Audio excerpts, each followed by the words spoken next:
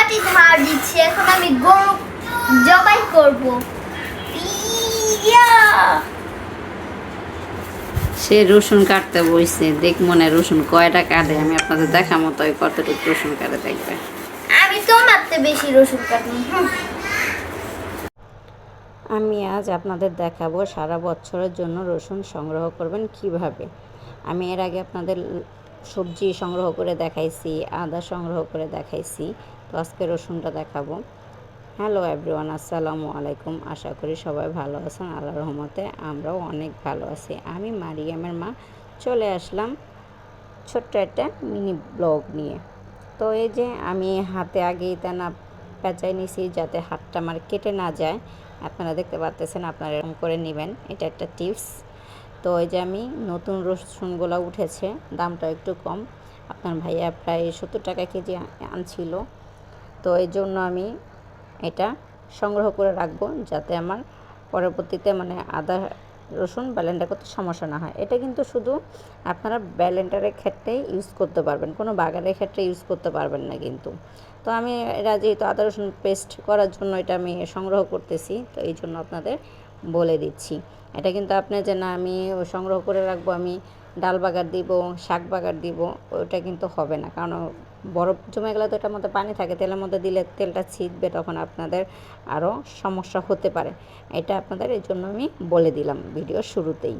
তো আমি এখন এই ছোটো ছোটো করে কেটে নিচ্ছি। আর আমার মেয়ের অ্যাক্টিংটা তো দেখলেনই, উনি মনে করেন রসুন কেটে আজকে পুরাই শেষ করে ফেলবে। যাক, তাও শুকর আলহামদুলিল্লাহ, আমার মেয়ে তো যাক আমার সাথে এসেছে একটু সাহায্য করতে। অনেক বাচ্চারা তো সাহায্য করতে চায় না বাপ মাকে। তা আমার মেয়ের জন্য সবাই দোয়া করবেন।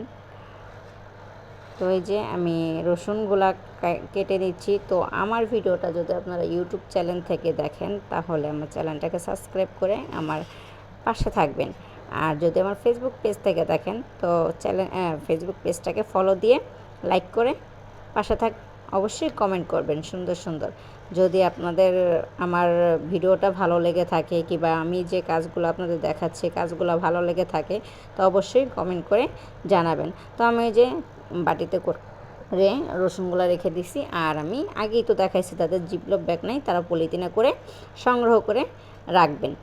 আর এই যে আমি এখন যে আপনাকে লতির রান্নাটা দেখাচ্ছি, এর আগে কিন্তু আমি এই লতিটা সংগ্রহ করে রেখেছিলাম ডিপ ফ্রিজে। তো ওই ডিপ ফ্রিজ থেকে বাইর করেই আমি এই লতিটা রান্না করতেছি। তো দেখেন এই লতিটা কতটাই শক্ত রয়েছে, মানে হালকা একটু ভাপ দিয়ে রেখে দিয়েছিলাম আমি, দেখেন আপনাদের আমি দেখাচ্ছি, আমি কষাচ্ছি তারপরও শক্ত, অতটা গলে নেই। তো আমি এটা কষিয়ে হালকা একটু পানি দিয়ে নামায় ফেলবো। এটার কারণটা কি, দেখানোর কারণটা যে অনেকে বলে না যে ফ্রিজে সবজি রাখলে পরে রান্না করা যায় না কিংবা ভালো লাগে না, এই জন্য আমি ভিডিওর শেষে এটা আপনাদের দেখাই দিলাম যে এভাবে রান্না করা যায়। তো আজকে ভিডিওটা এই পর্যন্ত, সবাই ভালো থাকে।